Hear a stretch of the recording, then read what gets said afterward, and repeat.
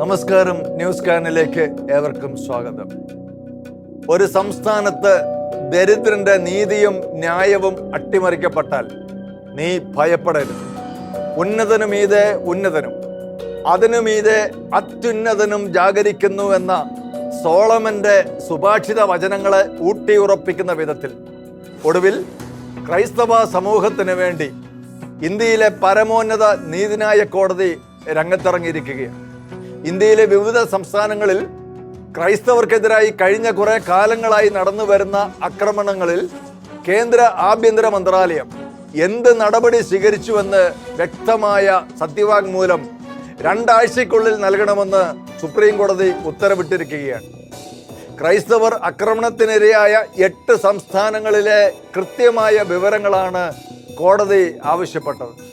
കഴിഞ്ഞ സെപ്റ്റംബറിൽ ഇതേ കാര്യം ആവശ്യപ്പെട്ടതിനെക്കുറിച്ചും ചീഫ് ജസ്റ്റിസ് DY ചന്ദ്രചൂഡ് അധ്യക്ഷനായ ബെഞ്ച് ആരാഞ്ഞിരുന്നു. ഇനിയും തുടരുന്ന വിചാരണയിൽ ബഹുമാനപ്പെട്ട പരമോന്നത നീതിപീഠത്തിൽ നിന്ന് അനുഭാവപൂർണമായ വിധി പ്രതീക്ഷിച്ചുകൊണ്ട് ന്യൂസ് കാൻ ആരംഭിക്കുന്നു. ഏവർക്കും ഒരിക്കൽ കൂടെ സ്വാഗതം. ലോകം മുഴുവൻ ഇസ്ലാമിക ഭരണത്തിന്റെ കീഴിലാക്കണമെന്നും അവിടുത്തെയൊക്കെ ഭരണഘടനകൾ എടുത്തു കളഞ്ഞിട്ട് അവിടെയെല്ലാം ശരീഅത്ത് നിയമങ്ങൾ പ്രാബല്യത്തിൽ കൊണ്ടുവരണമെന്നുമുള്ള ഒരു ഗൂഢാലോചനയുടെ പരിണിതി തന്നെയാണ് ലോകം മുഴുവൻ പല രൂപത്തിലും ഭാവത്തിലും നാമത്തിലും വളർന്നു പടർന്നിരിക്കുന്ന ഇസ്ലാമിക തീവ്രവാദ സംഘങ്ങൾ. നിരോധിത തീവ്രവാദ സംഘടനയായിരുന്ന പോപ്പുലർ ഫ്രണ്ടിന്റെ സ്വപ്നങ്ങളിൽ ഒന്നായിരുന്നു ഇന്ത്യയെ നോർത്ത് സൗത്ത് എന്നീ 2 പ്രവിശ്യകളിലായി വിഭജിക്കണമെന്നുള്ളത്. പോപ്പുലർ ഫ്രണ്ട് കൂട്ടിൽ കയറിയതോടെ ആ മോഹമൊക്കെ വടികുത്തി പിരിഞ്ഞെങ്കിലും ഇപ്പോഴും അതിനുവേണ്ടിയുള്ള പരിശ്രമങ്ങൾ ആരൊക്കെയോ തുടരുന്നു എന്ന വിദൂര സംശയം ജനിപ്പിക്കുന്ന വിധത്തിലാണ് കട്ടിംഗ് സൗത്ത് എന്ന പേരിൽ കഴിഞ്ഞ ദിവസങ്ങളിൽ കൊച്ചിയിൽ മാധ്യമ സെമിനാർ നടന്നത്.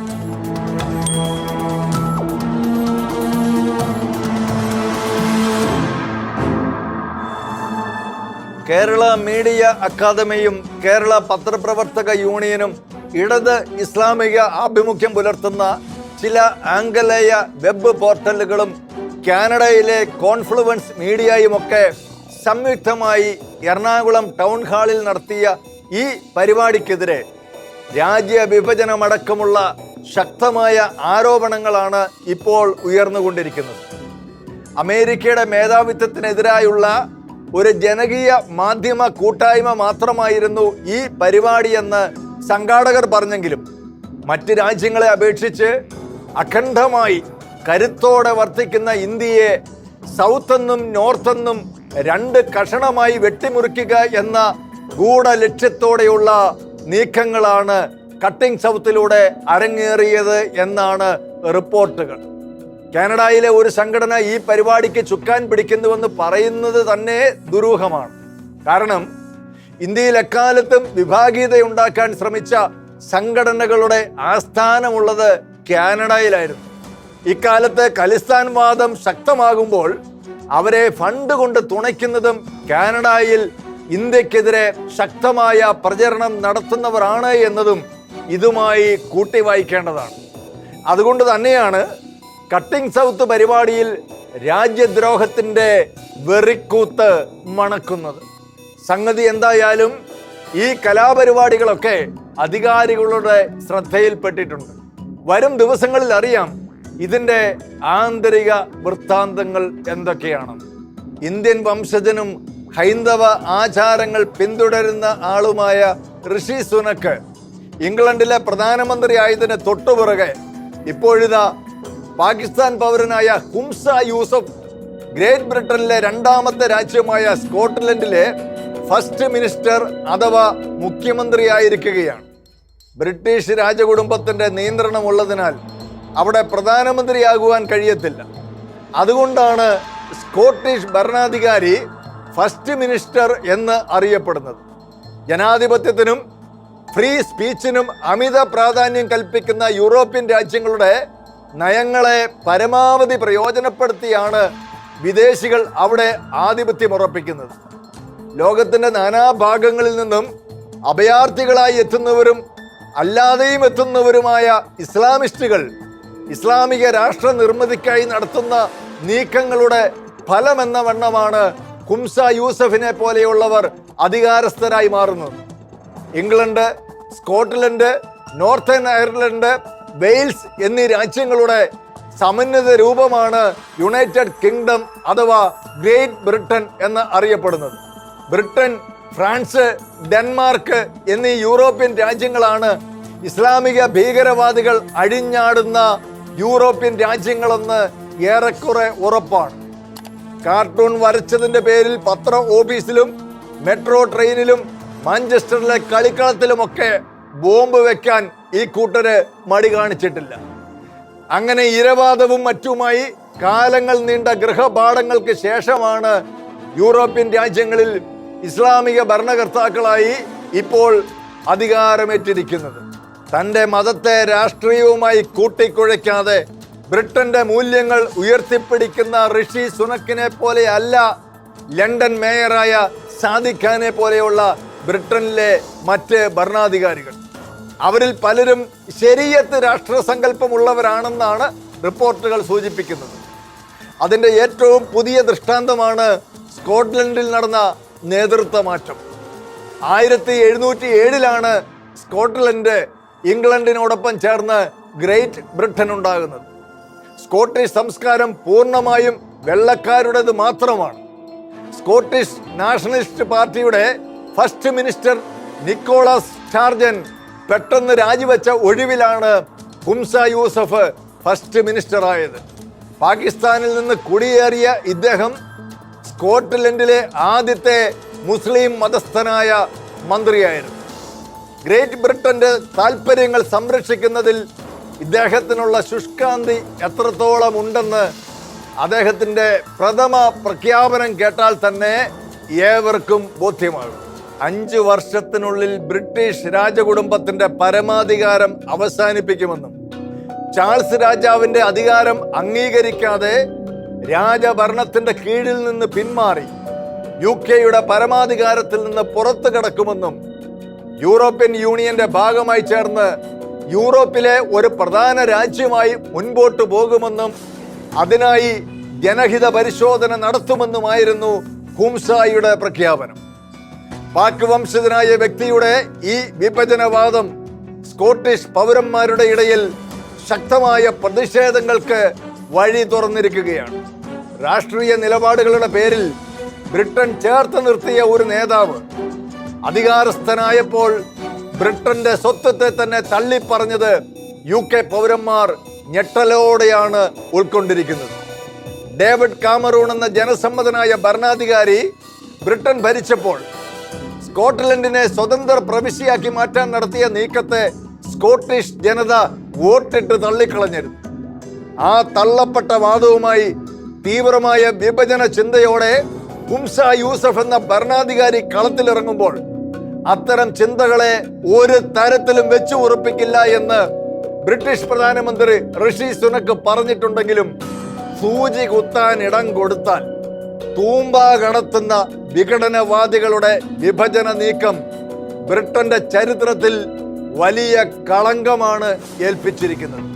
ഇന്ത്യയുടെയും ഇംഗ്ലണ്ടിന്റെയും മാത്രമല്ല പല രാജ്യങ്ങളുടെയും അഖണ്ഡതയെ തകർത്ത് ഈ രാഷ്ട്രങ്ങളുടെ അടിത്തറ ഇളക്കാനുള്ള തൽപര കക്ഷികളുടെ നീക്കങ്ങൾ ഇനിയും ഉണ്ടാകാം. ജാഗ്രത പാലിക്കണം. 5 പതിറ്റാണ്ട് നീണ്ട അഭിനയ ജീവിതത്തിൽ വെള്ളിത്തിരയെ വിസ്മയിപ്പിക്കുന്ന വേഷപ്പകർച്ചകൾ, നവരസങ്ങൾ പകർന്നാടിയ മലയാളികളുടെ ഹാസ്യ സാമ്രാട്ട് ഇന്നസെന്റ് ഈ മനുഷ്യവേഷം അഴിച്ചുവെച്ച് ലോകമാകുന്ന വേദിക വിട്ട് എന്നേക്കുമായി യാത്രയായി. 10 വർഷങ്ങളായി തന്നെ ക്ലേശിപ്പിക്കുന്ന ക്യാൻസറിനോട് പടപൊരുതിയാണ് ഇന്നസെന്റ് തൻ്റെ 75-ാമത്തെ വയസ്സിൽ മരണത്തിന് കീഴടങ്ങിയത്.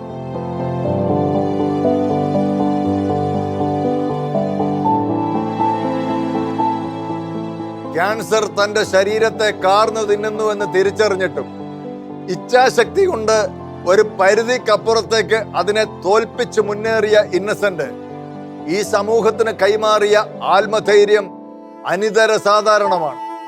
ചാലക്കുടിയിൽ ഇടതുപക്ഷത്തിനായി മത്സരിച്ച് മിന്നുന്ന ജയം കരഗതമാക്കിയ ഇന്നസെന്റ് തികഞ്ഞ ക്രൈസ്തവ വിശ്വാസിയായി തന്നെ തുടരുകയും നിലപാടുകളിൽ ധാർമ്മിക ബോധത്തോടെ ഉറച്ചു നിൽക്കുകയും ചെയ്ത പൊളിറ്റീഷ്യനായിരുന്നു.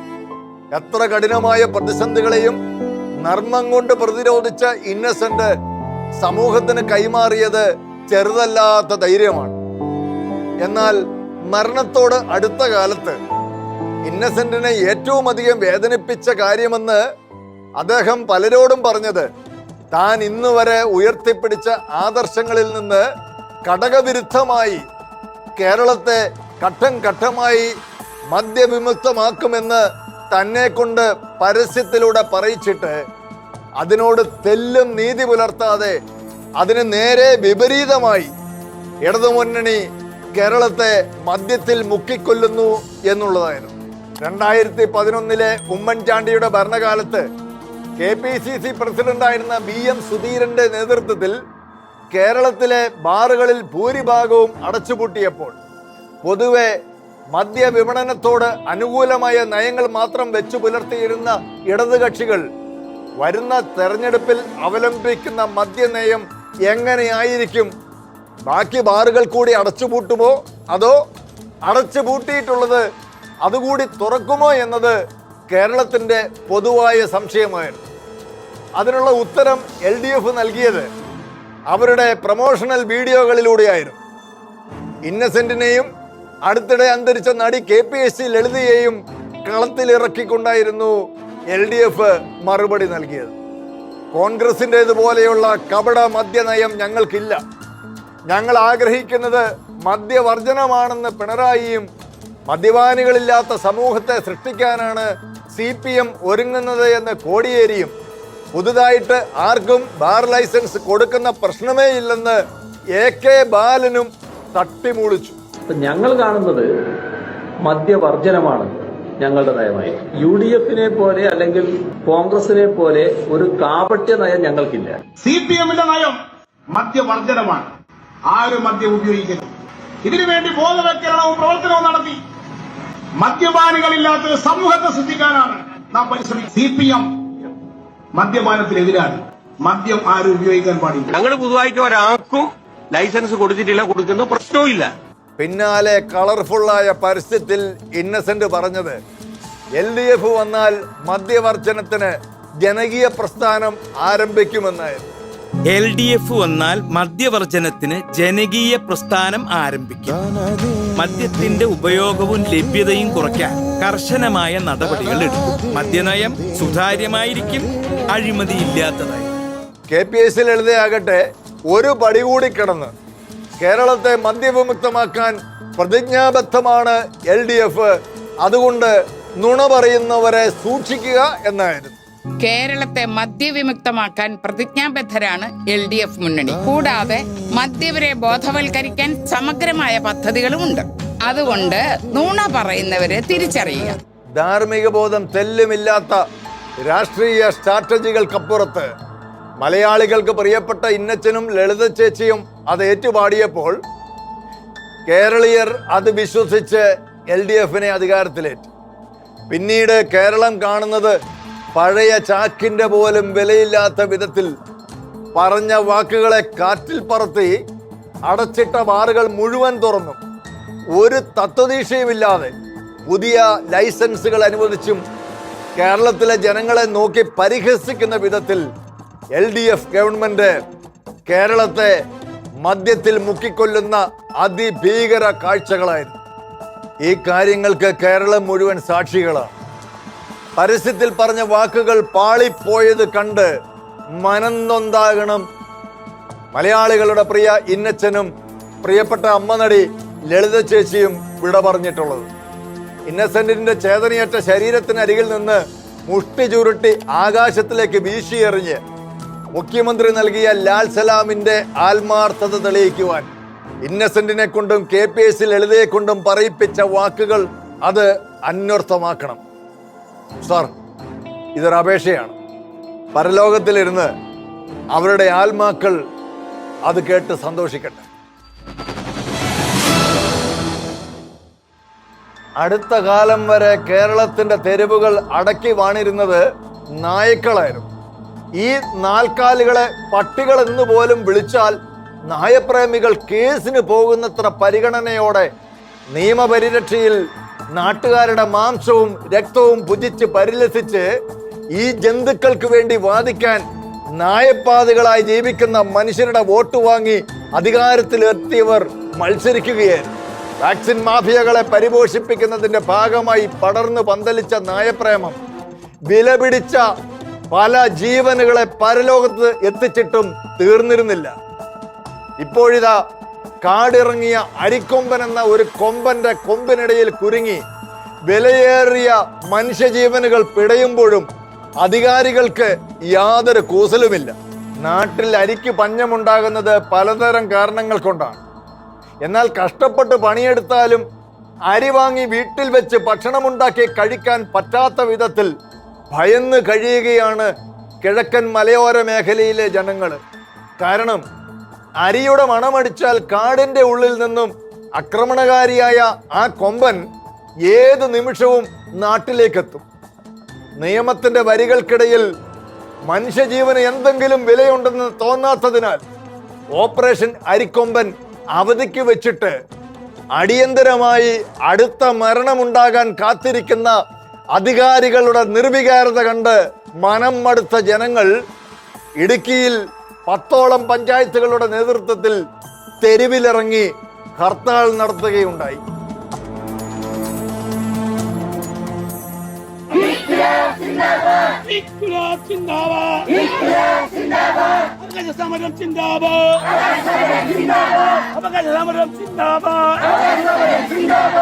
നിരവധി മനുഷ്യരെ കൊന്നുതള്ളിയ അരിക്കൊമ്പന് നൽകുന്ന വില പോലും ഈ നാട്ടിലെ വോട്ടർമാർക്കില്ലേ? അടുത്ത മാസം 5-ന് കോടതിയിൽ റിപ്പോർട്ട് നൽകുമ്പോഴേക്കും എത്ര മനുഷ്യർ ജീവനോടെ ബാക്കിയുണ്ടാകും? നമ്മുടെ നാട് ഇതെങ്ങോട്ടാണ് പോകുന്നത് എന്ന് ആർക്കറിയാം? അരിക്കൊമ്പനേക്കാൾ വലിയ കൊമ്പന്മാർക്ക് മതിച്ചു നടക്കാൻ പാകത്തിലുള്ള ലാടം പണിയലായി മാറിയോ ജനാധിപത്യത്തിന്റെ അർത്ഥതലങ്ങൾ? ഈ വിഷയം ഷെക്കേന ബിഗ് ഡിബേറ്റ് ചർച്ചയ്ക്കെടുത്തപ്പോൾ ഇടുക്കി രൂപത മാധ്യമ കമ്മീഷൻ സെക്രട്ടറി ഫാദർ ജിൻസ് കാരക്കാട്ടും മാധ്യമപ്രവർത്തകൻ ശ്രീ ജോൺസൺ കൊച്ചുപറമ്പനും നടത്തിയ വിശകലനങ്ങൾ വളരെ ശ്രദ്ധേയമാണ്. ജില്ലയിലെ വിവിധ പ്രദേശങ്ങളിൽ വന്ന ജനങ്ങളുമായി ആശയ സമ്മേളനം നടത്തിയാണ് ഒരൊറ്റ മാധ്യമം ആ വാർത്ത ചെയ്തു. പിറ്റേ ദിവസം പത്രത്തിന്റെ പ്രാദേശിക പേജിൽ 3 കോളത്തിൽ അടിമാലിയിൽ പ്രതിഷേധ പ്രകടനം നടത്തി എന്നൊരു വാർത്ത. ഇത് തിരിച്ചറിയണം. ഇത് ജനങ്ങളുടെ സ്വരമാകാൻ, ജനങ്ങളുടെ പക്ഷം നിൽക്കുവാൻ, നീതിയുടെ പക്ഷം നിൽക്കുവാൻ മാധ്യമങ്ങൾ തയ്യാറാവുന്നില്ല. മാധ്യമങ്ങളുടെ വായ മൂടപ്പെട്ടിരിക്കുന്നു. മാധ്യമങ്ങൾ, ഞാൻ ആദ്യമേ പറഞ്ഞ ഈ കടലാസ് പരിസ്ഥിതി സംഘടനകളെയും ഫോറസ്റ്റ് ഉദ്യോഗസ്ഥരെയും ഭരണാധികാരികളെയും ജനങ്ങൾ ആരോപിക്കുന്നത് പോലെ കോടതികളെയും ഒക്കെ വിലക്കെടുക്കുന്നു എന്ന് പറയുന്നത് പോലെ മാധ്യമങ്ങളെയും വിലക്കെടുത്തിട്ടുണ്ട് എന്നതിൽ ഒരു സംശയവുമില്ല. ഇവിടെയുള്ള ആളുകളുടെ ജീവനെ കുറിച്ച് ഉത്തരവാദിത്തപ്പെട്ട ആളുകൾക്ക് ഇതുവരെയായിട്ടും ബോധം തെളിഞ്ഞിട്ടില്ല എന്ന് തിരിച്ചറിയുക. അതുകൊണ്ട് ഹൈറേഞ്ചിലെ ആളുകൾ കുറെ വർഷങ്ങളായി ഇവിടെ കുടിയേറിയ ആളുകളാണ്, നൂറ്റാണ്ടുകളായി ഇവിടെ പഴക്കമുള്ള കുടിയേറ്റമാണ്. ഇവിടെ ആളുകൾ വന്നപ്പോൾ കാട്ടാനയോടും ഇവിടെയുള്ള പ്രതികൂല സാഹചര്യങ്ങളോടും പടപൊരുതി തന്നെ ജീവിച്ചിട്ടുള്ള ആളുകളാണ്. അത്തരത്തിലുള്ള നെഞ്ചുറപ്പുള്ള ആളുകളാണ് ഇന്ന് തെരുവോരങ്ങളിൽ സമരത്തിനിറങ്ങിയിട്ടുള്ളത് എന്നുള്ളത് തിരിച്ചറിയണം. അതുകൊണ്ട് ആളുകൾ പ്രകോപിതരാണ്. ഇവിടെയുള്ള ഹൈറേഞ്ചിലുള്ള സാധാരണക്കാരുള്ള മനുഷ്യർ പ്രകോപിതരാണ്. അവരിങ്ങനെ പ്രകോപനം സൃഷ്ടിച്ച്, ഇവിടെ സൂചിപ്പിക്കപ്പെട്ടല്ലോ, ഇവിടെ മാധ്യമങ്ങൾ ഈ വിഷയങ്ങൾ ചർച്ച ചെയ്യുന്നില്ല. അത് വളരെ ബോധപൂർവമായിട്ടുള്ള നീക്കങ്ങൾ നടക്കുന്നില്ലേ? അടിമാലിയിലെ സമരത്തെ കുറിച്ച് ഇവിടെ സൂചിപ്പിക്കുന്നു. ഞാനാണ് ഇവിടെയുള്ള മുഖ്യധാര മാധ്യമങ്ങളോടൊക്കെ നേരിട്ട് ഞാൻ വിളിച്ചു പറഞ്ഞതാണ്, ഇവിടെ പ്രോഗ്രാം നടക്കുന്നുണ്ട്, ഇതാണ് വിഷയം, ഇതിനു വേണ്ടിയിട്ടുള്ള സമയക്രമം ഇതാണ്. അവിടെ എത്ര വന്ന് ഇവിടുത്തെ മുഖ്യധാര മാധ്യമങ്ങളോടൊക്കെ വിളിച്ചു പറഞ്ഞതാണ്. ഒരു മാധ്യമം പോലും വന്നിട്ടില്ല എന്നുള്ളത് മനുഷ്യന്റെ ആശങ്കകൾ കേൾക്കാൻ വേണ്ടിയിട്ട്, അവിടെ പ്രസ്താവിക്കപ്പെടുന്ന നിലപാടുകൾ കേൾക്കാൻ വേണ്ടിയിട്ട് ആരും എത്തിയിട്ടില്ല എന്നുള്ളത് ബോധപൂർവമായിട്ടുള്ള അവഗണനയുടെ ഭാഗമാണ്. ഈ ദിവസങ്ങളിൽ ഈ ആനയുടെ സമീപത്ത് എല്ലാ മുഖ്യധാര മാധ്യമങ്ങളും അവിടെ ഉണ്ട് എന്ന് ഇന്ന് ഉച്ചയ്ക്ക് ഞാനൊരു TV ചാനലിന്റെ റിപ്പോർട്ടിങ് കണ്ടാണ്. അവിടെ 2 പേര്, ഒരു ക്യാമറമാനും റിപ്പോർട്ടറോട് കൂടി റിപ്പോർട്ട് ചെയ്തുകൊണ്ടിരിക്കുകയാണ്. അപ്പോൾ അദ്ദേഹം റിപ്പോർട്ട് ചെയ്യുമ്പോൾ അദ്ദേഹം പറയാണ്, ഇന്ന് വളരെ അമേസിംഗ് ആയിട്ടുള്ളൊരു വിഷ്വൽ നമുക്ക് കിട്ടി. ഈ അരിക്കൊമ്പൻ ഇണചേരുന്ന ദൃശ്യം നമുക്ക് ലഭ്യമായിരിക്കും. എത്രയോ മ്ലേച്ഛകരമായിട്ടുള്ള മാധ്യമ പ്രവർത്തനമാണ് നടത്തിക്കൊണ്ടിരിക്കുന്നത്. നിങ്ങൾ എന്തിനാണ് പ്രിയപ്പെട്ടവർ ഈ മൂന്നാറ്റി പോയിട്ട് ഈ തണുപ്പ് പിടിച്ച് ഇവിടെ പോയി കിടക്കുന്നത്, ഈ മഞ്ഞ് പിടിച്ച് ഇവിടെ പോയി കിടക്കുന്നത് എന്തിനാണ്? നിങ്ങൾ എന്ത് റിപ്പോർട്ട് ചെയ്യാൻ വേണ്ടിയിട്ടാണ് ഇവിടുത്തെ മാധ്യമങ്ങൾ പോയി കിടക്കുന്നത്? ഈ അരിക്കൊമ്പൻ അവിടെ ഇണചേരുന്നത് കാണാൻ വേണ്ടി പോയിരിക്കുന്നതാണ് നിങ്ങൾ? അതോ അത് ഈ തേയിലക്കാട്ടിൽ നിന്ന് വളരെ രൗദ്രഭാവത്തോടുകൂടി പൊങ്ങി വരുന്ന വളരെ ഭംഗിയുള്ള ദൃശ്യം പകർത്താൻ വേണ്ടി പോയിരിക്കുന്നതാണോ നിങ്ങൾക്ക് അവിടെയുള്ള സാധാരണക്കാരൻ മനുഷ്യന്റെ നിലവിളി കേൾക്കാൻ വേണ്ടി എന്തേ സാധിക്കാതെ പോകുന്നത്? അവിടെയുള്ള ആളുകളുടെ, പാവപ്പെട്ട മനുഷ്യരുടെ, സ്ത്രീകളുടെ ഭയാശങ്കകൾ ഉൾക്കൊള്ളാൻ വേണ്ടി എന്താ കഴിയാതെ പോകുന്നത്? ഒരു വീട്ടിൽ പോലും കഞ്ഞിക്കുള്ള ഒരു നേരത്തെ അന്നത്തിനുള്ള അരി വെക്കാൻ വേണ്ടിയിട്ട് സാധ്യമാകാത്ത വിധത്തിലും ഭീതിതമായിട്ടുള്ള ഒരു സാഹചര്യം ഈ നാട്ടിൽ നടക്കുന്നുണ്ട്. ഈ നാട്ടിലെ ഉത്തരവാദിത്തപ്പെട്ട ആളുകളോട് പറയാൻ കഴിയാതെ പോകുന്നത് അത് നിരുത്തരവാദിത്തമായിട്ടുള്ള മാധ്യമ പ്രവർത്തനമാണ് എന്ന് തിരിച്ചറിയണം. മനുഷ്യജീവന് കാട്ടുമൃഗങ്ങളെക്കാൾ വില കൽപ്പിക്കുന്ന നിയമങ്ങളുള്ള ഒരു നാട്ടിൽ, അതിനെ പ്രോത്സാഹിപ്പിക്കുന്ന വിധത്തിൽ വാർത്തകൾ പടച്ചുവിടുന്ന മാധ്യമങ്ങളുള്ള ഈ നാട്ടിൽ, ഇവരുടെയൊക്കെ പിന്നിൽ പ്രവർത്തിക്കുന്ന കറുത്ത ശക്തികളെ ഇനിയും ജനം തിരിച്ചറിയേണ്ടിയിരിക്കുന്നു. ലോകം മുഴുവൻ വ്യാപിച്ചു കിടക്കുന്ന ശതകോടി ക്രൈസ്തവരുടെ വിശ്വാസത്തിന്റെ ആധാരശിലകളായ വിശുദ്ധ കുരിശും വിശുദ്ധ വേദപുസ്തകവും അങ്ങേയറ്റം പരിപാവനമായിട്ടാണ് ക്രൈസ്തവ സമൂഹം കരുതുകയും ആദരിക്കുകയും ചെയ്യുന്നത്. എന്നാൽ അടുത്ത കുറെ നാളുകളായി കേരളത്തിൽ മാത്രം ചിലരുടെ അഹന്തയും ധിക്കാരവും അതിരുകടന്ന് ബൈബിളിനെയും കുരിശിനെയും ക്രൈസ്തവരുടെ ആചാര അനുഷ്ഠാനങ്ങളെയും പരസ്യമായി അവഹേളിക്കുന്ന തരത്തിൽ എത്തിയിരിക്കുകയാണ്. ക്രിസ്തുവിന്റെ പീഡാനുഭവങ്ങളെ സ്മരിക്കുന്ന വിശുദ്ധ വാരങ്ങളോടടുത്ത ഈ ദിവസങ്ങളിൽ കുരിശിനെ ചില സാമൂഹിക ദ്രോഹികളാൽ അങ്ങേയറ്റം നിന്ദ്യമായി അവഹേളിക്കപ്പെടുന്ന ദൃശ്യങ്ങൾ ശക്തമായ പ്രതിഷേധത്തിന് കാരണമായിരിക്കുകയാണ്. വയനാട് ജില്ലയിലെ കൊളകപ്പാറയിലാണ് ഹീനമായ ഈ പ്രവണത ഇപ്പോൾ വീണ്ടും ആവർത്തിച്ചിരിക്കുന്നത്.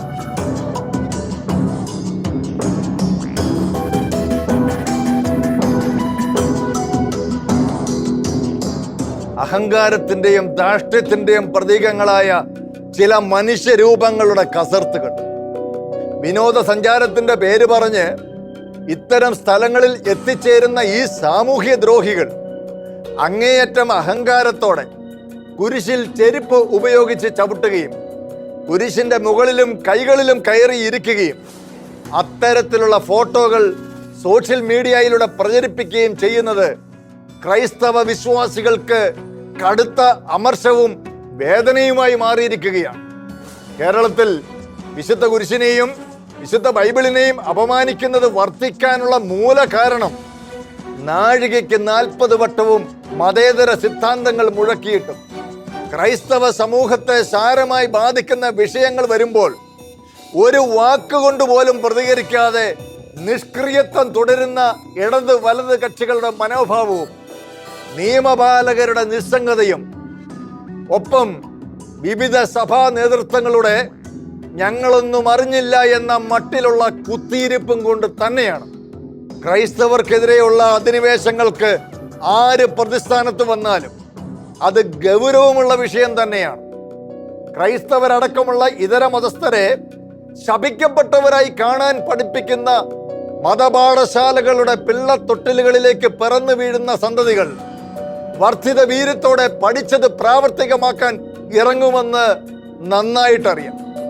അല്ലെങ്കിൽ മാതാപിതാക്കളെങ്കിലും മറ്റു മതങ്ങളെ ബഹുമാനിക്കേണ്ടതിൻ്റെ അനിവാര്യതയെക്കുറിച്ച് അവർക്ക് പറഞ്ഞു കൊടുക്കേണ്ടിയിരുന്നു. നിർഭാഗ്യവശാൽ കുറെ പേർക്ക് അതിനൊന്നും കഴിഞ്ഞില്ല. ക്രൈസ്തവരെ ബാധിക്കുന്ന ഇത്തരം വിഷയങ്ങളിൽ ഉറക്കം തുടരാനാണ് ഭരണപക്ഷത്തിന്റെയും പ്രതിപക്ഷത്തിന്റെയും പ്ലാനെങ്കിൽ അതിന് കനത്ത വില തന്നെ നൽകേണ്ടതായി വരും. ഫ്രാങ്കോ മുളയ്ക്കൽ പിതാവിനെതിരായി കെട്ടിച്ചമച്ച ബലാത്സംഗ കേസിൽ പ്രോസിക്യൂഷൻ ഹാജരാക്കിയ ഒരു സാക്ഷി പോലും കൂറുമാറാതെ പിതാവിനെതിരെ കൃത്യമായി സാക്ഷി പറഞ്ഞിട്ടും കുറ്റകൃത്യം നടന്നുവെന്ന് തെളിയിക്കുന്നതിൽ പ്രോസിക്യൂഷൻ പരാജയപ്പെടുകയും ലോകം മുഴുവൻ ക്രൂശിക്കാൻ കാത്തുനിന്ന പിതാവിനെ കോടതി വെറുതെ വിടുകയും ചെയ്തത് യാദൃച്ഛികമായ ഒരു സംഭവമല്ല, മറിച്ച് പ്രാർത്ഥനയ്ക്കുള്ള മറുപടി കൂടെയാണ്. എന്നാൽ പിതാവിന്റെ നിരപരാധിത്വത്തെ അംഗീകരിച്ച നീതിന്യായ കോടതിയുടെ അധികാരത്തെ ചോദ്യം ചെയ്ത അന്വേഷണ ഉദ്യോഗസ്ഥൻ എസ് ഹരിശങ്കർ ഇപ്പോൾ നിയമക്കുരുക്കിൽപ്പെട്ടിരിക്കുകയാണ്. കോടതിയുടെ അധികാരത്തെ പരസ്യമായി തരം താഴ്ത്തുന്ന തരത്തിൽ കോടതി വിധി ഒരു കാരണവശാലും അംഗീകരിക്കാൻ കഴിയില്ലെന്നും, ഇന്ത്യയിൽ തന്നെ വേറിട്ട് നിൽക്കുന്ന തരത്തിൽ അങ്ങേയറ്റം അസാധാരണമായ വിധിയാണിതെന്നും ഇതിനെതിരെ അപ്പീൽ നൽകുമെന്നും മാധ്യമങ്ങളോട് പരസ്യമായി പ്രസ്താവിച്ചതാണ് കോടതിയെ ചൊടിപ്പിച്ചത്. ഏറ്റുമാനൂർ സ്വദേശിയായ മുജീഷ് കെ മാത്യു എന്നയാള് അദ്ദേഹം നൽകിയ ഹർജി പരിഗണിച്ചുകൊണ്ടാണ് കോട്ടയം ജില്ലാ സെഷൻസ് കോടതി ഹരിശങ്കറിന് നോട്ടീസ് അയച്ചിരിക്കുന്നത്. 2023 മാർച്ച് 10 പുറപ്പെടുവിച്ച ഉത്തരവിൽ ഏപ്രിൽ 1 നോട്ടീസിന് മറുപടി നൽകാനാണ് ജഡ്ജി KN സുജിത്തിന്റെ നിർദ്ദേശം വന്നിരിക്കുന്നത്. ഏതായാലും ബിഷപ്പ് ഫ്രാങ്കോ കേസിൽ ആളും തരവും നോക്കാതെ വായ്ത്താരി അടിക്കുന്നവർ ജാഗ്രത പുലർത്തണം. കേരളം ഒരുപാട് വേദനിച്ച, അങ്ങേയറ്റം അപമാനത്തോടെ തലകുനിച്ച സംഭവമായിരുന്നു അട്ടപ്പാടിയിലെ മധുവിന്റെ കൊലപാതകം. ഭക്ഷണം മോഷ്ടിച്ചു എന്ന കുറ്റം ചുമത്തി ബലഹീനനും രോഗിയുമായ ഒരു പാവം പിടിച്ച മനുഷ്യനെ തല്ലിക്കൊന്നതാകട്ടെ ഇവിടുത്തെ പ്രമുഖന്മാരുടെ തിന്നുപുളയ്ക്കുന്ന മക്കളും ചില രാഷ്ട്രീയ എംബോക്കികളും ചേർന്ന്. ലോകത്തിന് മുമ്പിൽ കേരളം ഇത്രമേൽ തലകുനിച്ച ഒരു സംഭവം ഇതിനു മുമ്പ് ഉണ്ടായിട്ടില്ല. വിചാരണ വേളയിൽ ഒന്നിനു പുറകെ ഒന്നായി സാക്ഷികളെല്ലാം കൂറുമാറി. ഏതായാലും മണ്ണാർക്കാട്ടെ പട്ടികജാതി കോടതി ഈ കേസിൽ ഏപ്രിൽ 4 വിധി പറയുകയാണ്. ഹൃദയമിടിപ്പോടെ കേരളം മുഴുവൻ ആ വിധിക്ക് വേണ്ടി കാതോർക്കുകയാണ്. ഈ വിധിയുടെ വിശകലനങ്ങളുമായി ന്യൂസ് കാൻ വീണ്ടും അടുത്തയാഴ്ച ഇതേ ദിവസം ഇതേ സമയം.